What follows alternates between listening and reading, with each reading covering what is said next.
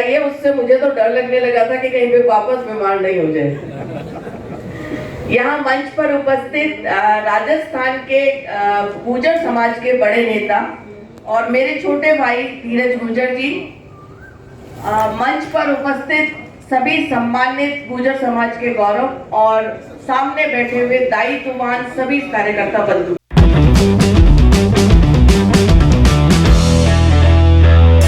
और महिला विंग की राष्ट्रीय अध्यक्ष मेरी छोटी बहन रेणु जी, जो कि बीमार हैं, बीमार होते हुए वो आज यहाँ आई हैं और मुझे भी खींच कर लाई हैं, उनके लिए भी जरूर ताली बजाएं, क्योंकि बीमारी के बाद जो ऊर्जा उन्होंने दिखाई है उससे मुझे तो डर लगने लगा था कि कहीं पे वापस बीमार नहीं हो जाए।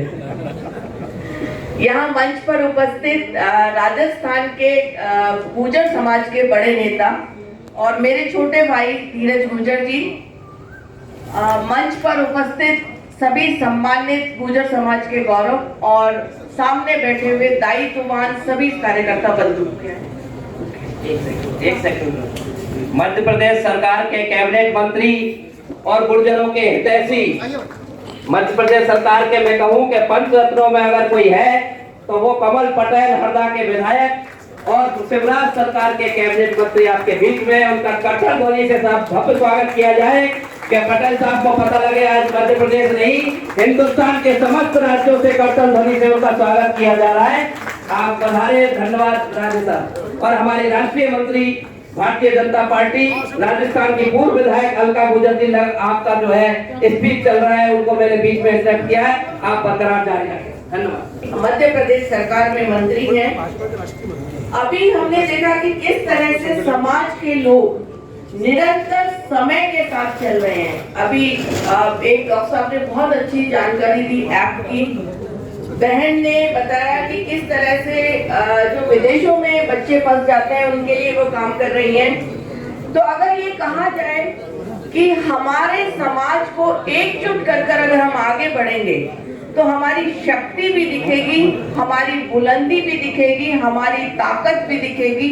और इस सब से अगर हम आगे बढ़कर, क्योंकि ये कहा जाता है कि अगर आपको आगे बढ़ना है तो जब तक एकजुटता आप नहीं दिखाएंगे तो ना तो आप किसी को कुछ सुना पाएंगे और ना आपकी बात सुनी जाएगी। इसलिए बहुत जरूरी है कि जो एकता, जो तारतम्य समय के साथ, समय की चीजों को आत्मसात करते हुए अगर समाज आगे बढ़ेगा तो निश्चित रूप से हम अपनी ताकत को दिखा सकेंगे। क्योंकि हमारे समाज में हम वीर हैं, किसी समाज के आगे वीर नहीं लगता है, सिर्फ वीर गुर्जर कहा जाता है।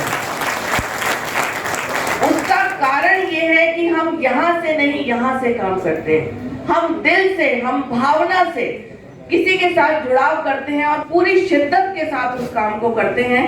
लेकिन उसके लिए अपनी ताकत दिखाना, अपनी एकजुटता दिखाना, समाज की वर्तमान परिप्रेक्ष्य के हिसाब से हम किस तरह से काम कर सकते हैं, वो सारी चीजों की बहुत आवश्यकता है।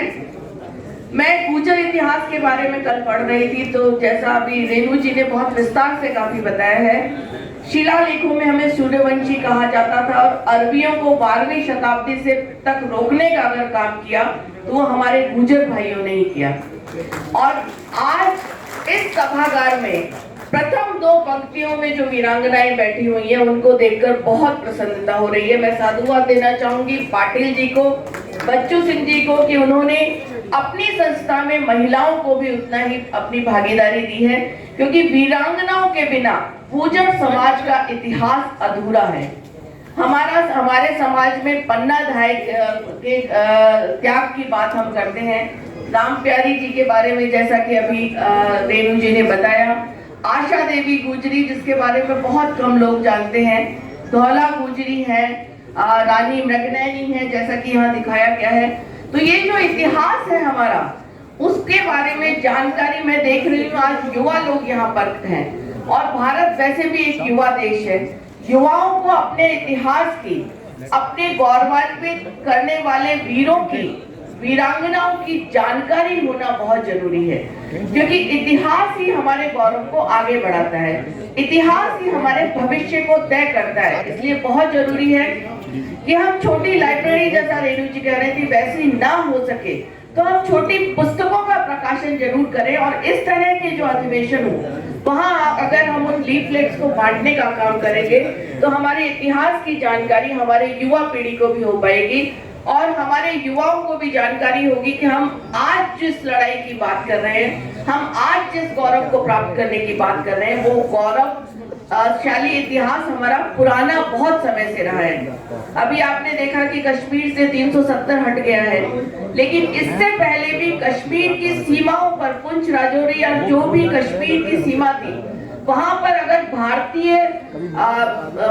की रक्षा करने का काम कर रहा है तो हमारा ये गुर्जर बकरवाल समाज ही वहां कर रहा था।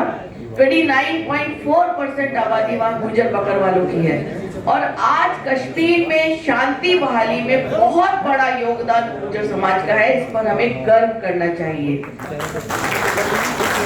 मैं बाबा रामदेव को भी सुन रही थी, उनका भी कहना बहुत सही है कि मेवात में जो तुष्टीकरण का काम चल रहा है, मेवात में जो हिंदू बहुसंख्यकों के साथ अत्याचार हो रहा है, अगर उनके चारों तरफ गुर्जरों के गांव बसा दिए जाए तो निश्चित रूप से शांति भी हो जाएगी, और समाज के द्वारा जो बहुसंख्यकों को बचाने का काम है वो हमारा समाज करेगा। आपने देखा सीएए के समय में दिल्ली में बहुत बड़ा धरना लगाकर बैठे थे, वो भागे कब? जब गुर्जर आ गए, क्योंकि हमारा समाज इस धर्म को, इस संस्कृति को बचाने का काम वर्षों से करता है, और निरंतर बहुसंख्यक समाज की रक्षा करना ये हम लोगों के जीन में है।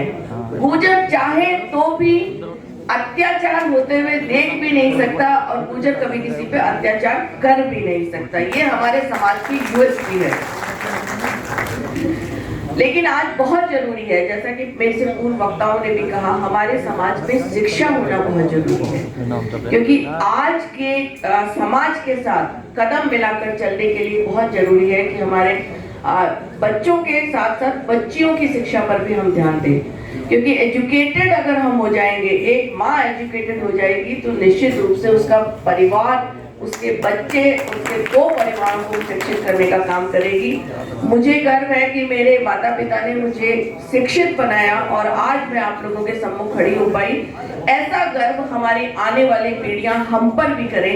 इसलिए बहुत जरूरी है कि हम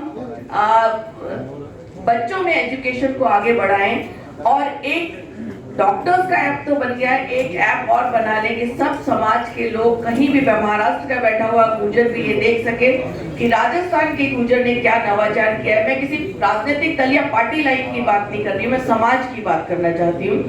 तो वो राजस्थान में बैठा हुआ आदमी देख सके कि मध्य प्रदेश के समाज ने क्या नवाचार किया है।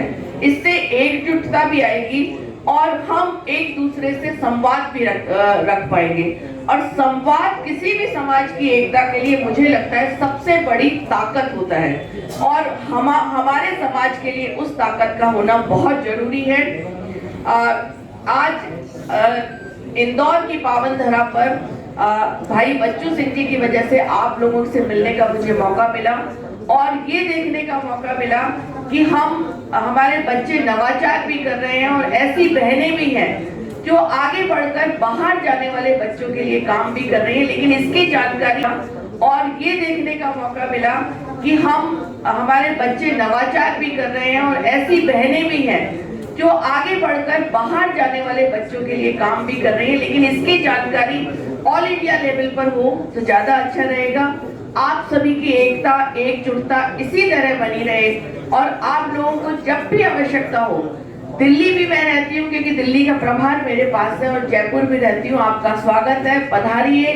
आप सभी लोगों से मिलकर, आपके बारे में जानकारी लेकर, संवाद कर बहुत अच्छा लगेगा। आदरणीय नानजी भाई मेरे पास आए थे और मुझे देखकर लगा कि एक पगड़ी लगाने वाला हाईटेक काम भी कर सकता है। ये लिफ्ट वगैरह का काम करते हैं, इधर बैठे, ये इतना बड़ा काम करते हैं। तो हमारे यहाँ ज्ञानियों की कमी नहीं है, प्रतिभाओं की कमी नहीं है, लेकिन उन प्रतिभाओं को हम भी पहचान दें और आगे समाज में बताएं कि गुर्जर पिछड़ा हुआ नहीं है, गुर्जर किसी चीज में पीछे नहीं रहता है। ये देश की रक्षा करने वाला और देश की प्रगति में आगे बढ़कर हिस्से लेने वाला समाज है। इसलिए आप सभी को इस सफल आयोजन के लिए एक बार पुनः साधुवाद देती हूँ। बहुत बहुत धन्यवाद। बहुत बहुत धन्यवाद बहन अलका जी। आप 5 मिनट का समय लूंगा विराजें और बहुत सारे गर्भित शब्दों में आपने अलका जी ने, क्योंकि डॉक्टर अलका गुर्जर कोई परिचय की मोहताज नहीं है, राजस्थान के काबीना मंत्री रहे राजपूत सिंह जी गुर्जर साहब, उनकी पत्नी हैं और आप पूर्व विधायक बांदीकुई दौसा से विधायक हैं और अभी भारतीय जनता पार्टी के राष्ट्रीय संगठन में राष्ट्रीय मंत्री का प्रभार और दिल्ली की सह प्रभारी है।